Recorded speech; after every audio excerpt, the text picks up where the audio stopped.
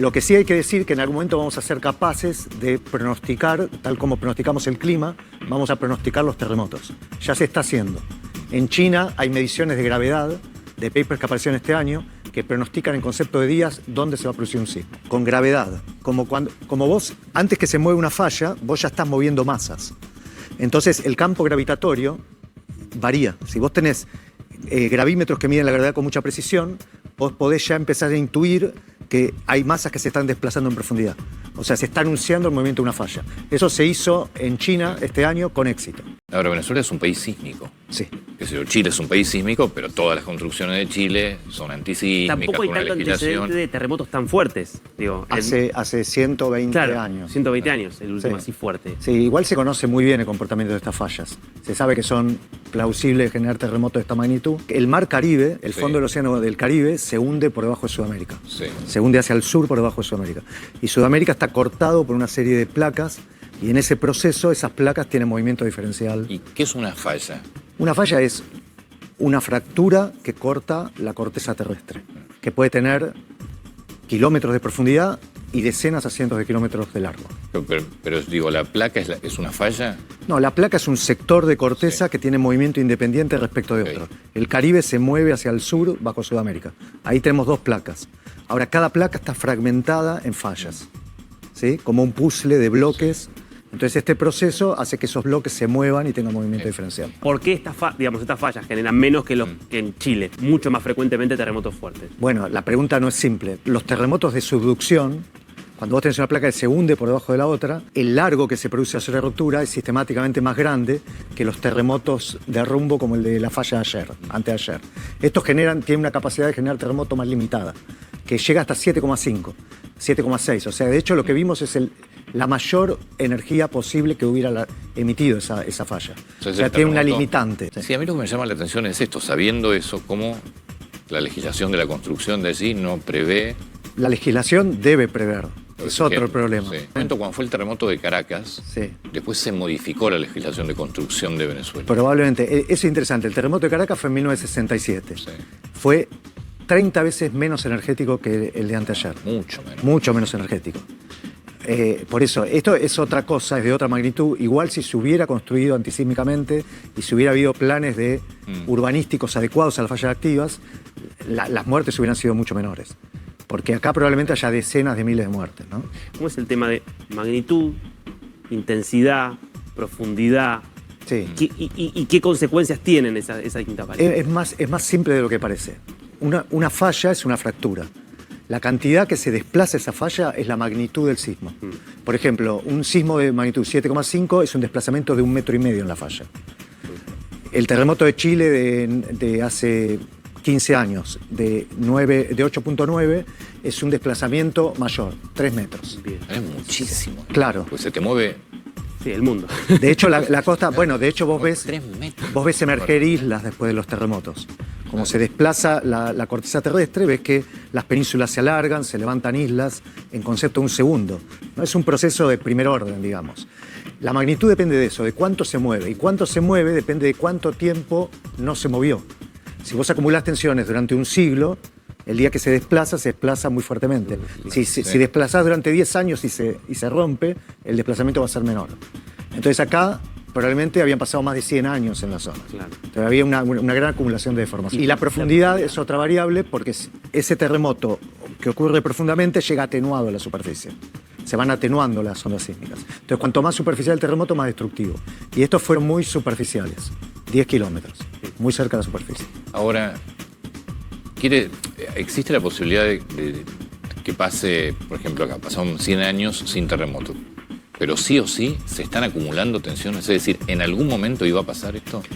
En el caso de estas fallas de Boconó o Cancón, sí, definitivamente sí. Hay fallas que están trabadas y acumulando tensiones y hay fallas que no están trabadas. Sí. Toda la zona del Caribe está sobre 1, 2, 3 placas, ¿no? Exacto. Sí, 3 placas. Sí. Ecuador y Colombia están básicamente afectados por el hundimiento de la placa pacífica, que acá la llamamos placa de Nazca. Sí.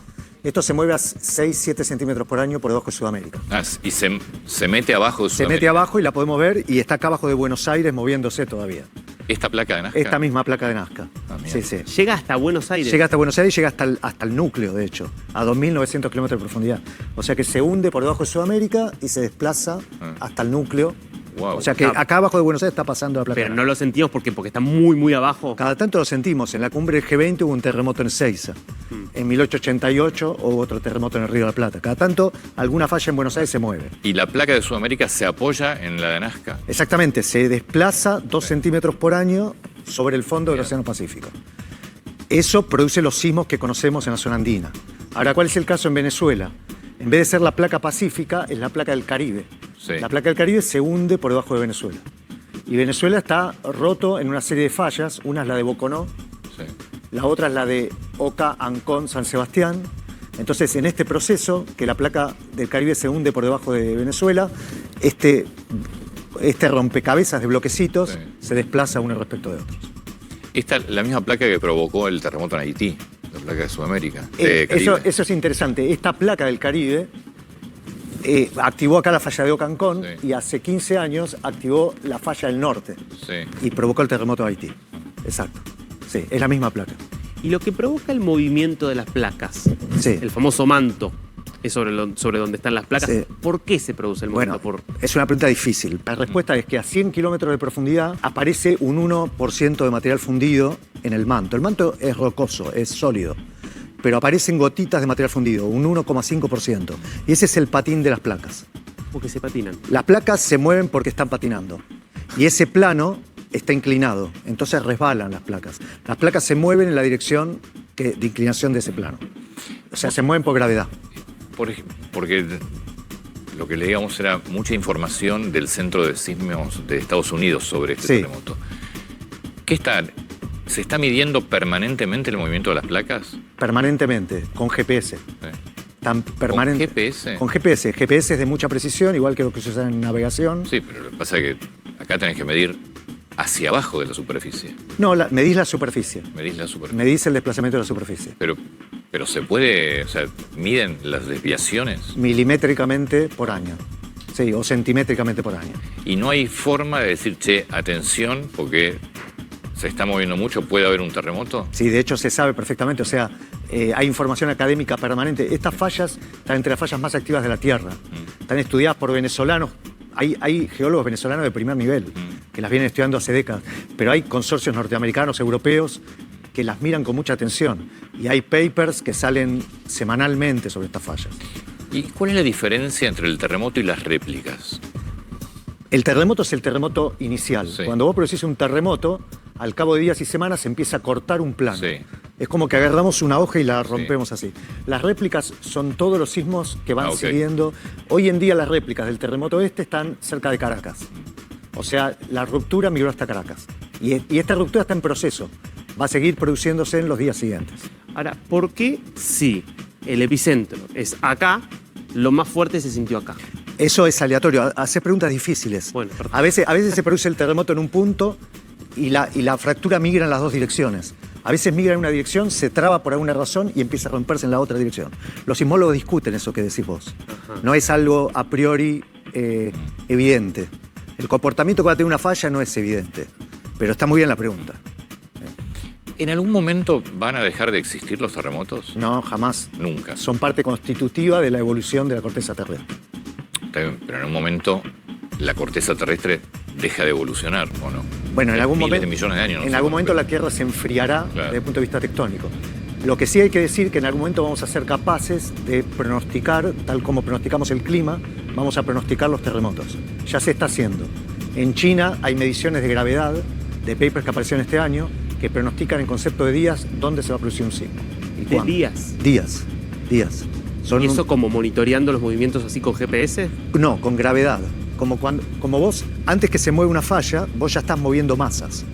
Entonces el campo gravitatorio varía. Si vos tenés gravímetros que miden la gravedad con mucha precisión, vos podés ya empezar a intuir que hay masas que se están desplazando en profundidad. O sea, se está anunciando el movimiento de una falla. Eso se hizo en China este año con éxito.